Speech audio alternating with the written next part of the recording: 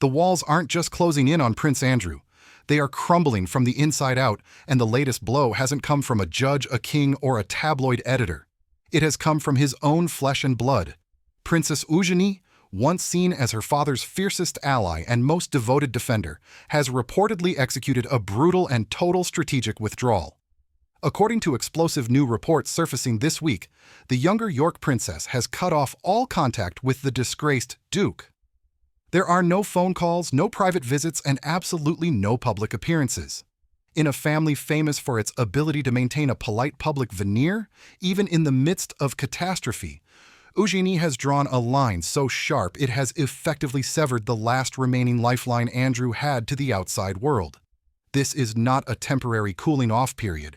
It is being described by insiders as a permanent act of self-preservation. The timing of this freeze-out is devastatingly precise. It comes at the exact moment the removal vans are preparing to roll up to Royal Lodge, signaling the physical end of Andrew's tenure as a grand royal figure. But while King Charles stripped him of his security and his allowance, Eugenie has stripped him of his legitimacy as a father figure. The catalyst for this total estrangement is the one thing Andrew has refused to give the world: an apology. Sources close to the princess indicate that she is furious, not just about the scandals themselves, but about her father's breathtaking lack of remorse. Andrew has consistently denied the allegations levied against him regarding his association with Jeffrey Epstein and Ghislaine Maxwell, but his refusal to offer even a shred of regret for the company he kept has reportedly become a toxic barrier that Eugenie can no longer cross.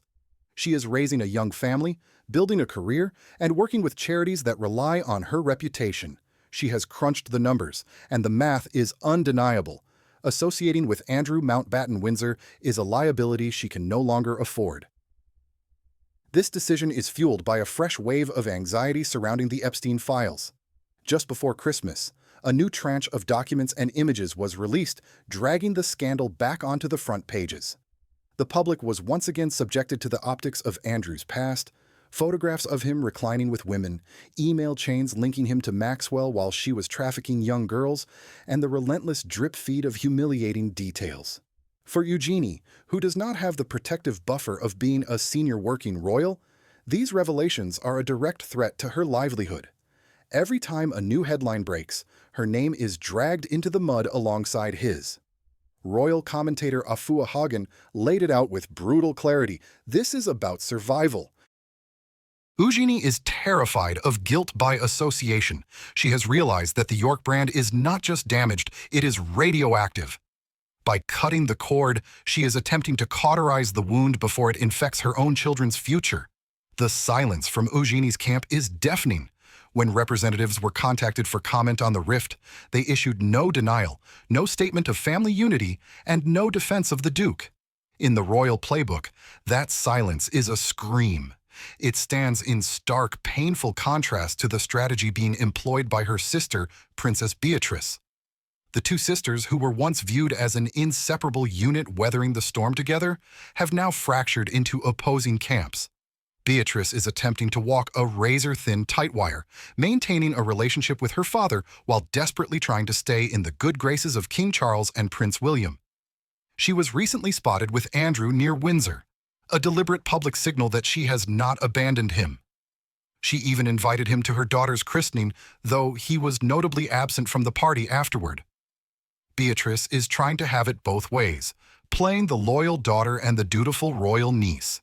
Eugenie, however, has looked at that high-wire act and decided it is a trap. She isn't walking the line. She has left the circus entirely. This split between the sisters adds a layer of Shakespearean tragedy to the collapse of the York household. For years, they were the collateral damage of their parents' chaotic lives, the innocent bystanders in the Andrew and Sarah show. Now, faced with the ultimate downfall of their patriarch, they have chosen radically different paths. Beatrice is choosing loyalty to the man. Eugenie is choosing loyalty to the monarchy and to herself. Insiders suggest that Eugenie's move to Portugal was the first step in this physical and emotional distancing, a way to put an ocean of space between her new life and the toxic atmosphere of Windsor. Now she has formalized that distance. She is effectively ghosting the Duke of York, refusing to let his shadow darken her door. The impact of this rejection on Andrew cannot be overstated. He is a man who thrives on the validation of his inner circle. He has spent years barricaded inside Royal Lodge, convincing himself that as long as his family stood by him, he was innocent in the eyes of the people who mattered. Sarah Ferguson has been his enabler-in-chief, living under the same roof and fiercely defending him against all odds. But even that dynamic is shifting as the eviction looms. With Sarah looking for her own property and Eugenie cutting ties, Andrew is facing a level of isolation he has never known. He is losing his home, his status, his money, and now the love and support of his youngest daughter. The happy family narrative that the Yorks have tried to spin for decades has finally unraveled. The friction is exacerbated by the looming eviction from Royal Lodge, which sources say could happen as early as next week. The stress of the move has reportedly cracked the foundation of the family.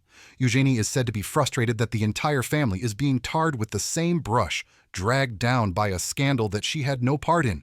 She looks at her father, a man who still demands bowing and scraping from staff, who refuses to apologize, and who lives in a state of delusion about his public standing, and she sees an anchor dragging her to the bottom. Her refusal to speak to him is a rejection of his entire worldview. It is a statement that says, "You created this mess and I will not let you pull me into it." The fallout from the Epstein Association is not a static problem.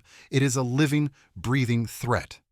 Royal experts point out that the sheer volume of redacted names and sealed documents means that the other shoe could drop at any moment. There is a fear of the unknown hanging over the family.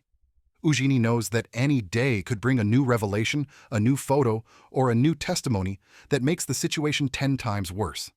By establishing a total blackout on communication now, she is building a firewall. If or when the next bombshell hits, she can credibly say that she has nothing to do with him. It is a cold, calculated, and entirely necessary maneuver for a woman trying to build a modern life on the ruins of a feudal scandal. The narrative of the loyal Yorks is dead. King Charles's vision of a slimmed-down monarchy has no room for Andrew. And it seems Eugenie has adopted the king's ruthlessness. She has looked at the landscape of the future and realized that her father belongs to the past. Andrew Mountbatten Windsor is now a man without a country, without a palace, and without a full family. As he paces the empty corridors of Royal Lodge, waiting for the removal men to take away his furniture and his memories, he must grapple with the fact that his phone is not ringing. His daughter isn't calling. The silence is the new reality, and it is louder than any headline. The House of York has not just fallen, it has been dismantled from within, leaving Andrew alone in the wreckage of his own making.